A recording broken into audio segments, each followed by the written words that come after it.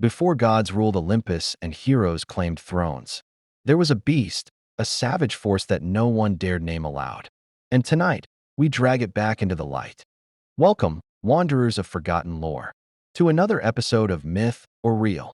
Here, we give voice to the silenced, the shadowed, and the strange. If myth is a dream the ancients left behind, tonight we chase one of their most primal nightmares. Don't forget to like, subscribe, and ring the bell if you enjoy diving into stories whispered by time itself. And in the comments, tell us, who fascinates you more? Kings, warriors, demons, angels, or beasts? Tonight's tale is not about gods or heroes. It's not about glory. It's about a creature, a snout rooting through the mud of man's fear. Tusks like scythes, rage like wildfire. Tonight, we meet the Crommyonian Boar. Before memory, before myth had form, there was chaos. From this chasm came Typhon and Echidna, the monstrous parents of the world's most terrible children. Cerberus, the Hydra, Chimera, each etched into legend. But some monsters slipped beneath the surface, not as famous, but no less fearsome. The Crommyonian Boar, called sometimes the Sow, but don't be fooled. This was no farm pig. This was fury incarnate. A beast, yes, but not merely of flesh and tusk. It was born of hatred, of mankind, of walls, of firelight and order. Some whispered it crawled from the bones of the earth itself. Others said it was Echidna's last child, abandoned and left to fester among the brambles of Crommyon, where no olive trees grew and no law dared enter. It is said the land changed around it. The air stank of rot. The grass died where it walked, and the soil bled. The villagers of Crommyon once lived simple lives, fishermen, potters, shepherds, until it came. At first, it was only stories. A lamb missing, a dog shredded in the night, hoofprints in the mud, too large to belong to anything natural. Then it came for people, not for hunger, but for sport. It killed for noise, for movement, for breath.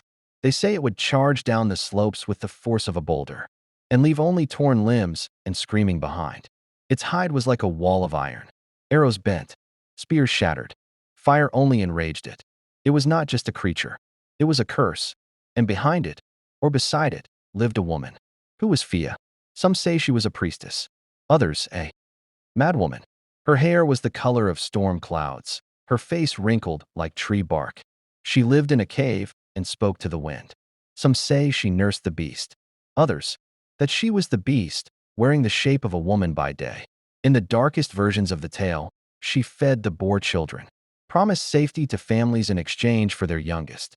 And when they refused, she let the beast loose on their fields. Whether woman or witch, Fia and the Crommyonian Boar were one force, not of hunger, but of contempt for the creeping fingers of civilization. And so it reigned. For years, maybe decades, Crommyon became a no-man's land. Maps left it blank. Merchants avoided it. Mothers whispered its name as a warning.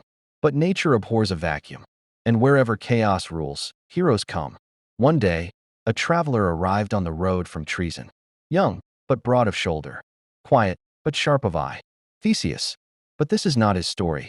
This is the story of a beast who stood against him. Some say the battle lasted hours. Others, only moments. Some say the ground split beneath them. That lightning struck when boar met blade.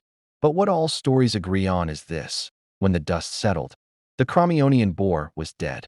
Or so we were told. But legends are never so simple. In some older scrolls, forgotten by most, there are whispers that the boar did not die, that Theseus did not kill it, but spared it, seeing in its eyes not evil, but rage.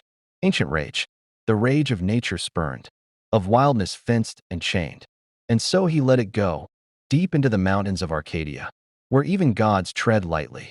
In other versions, the Crommyonian Boar was pregnant, mother to the Caledonian Boar, another terror yet to come. If true, then its legacy did not end with death. It multiplied, and even now, boars roam the hills of Greece, snorting, digging, sometimes watching from the trees.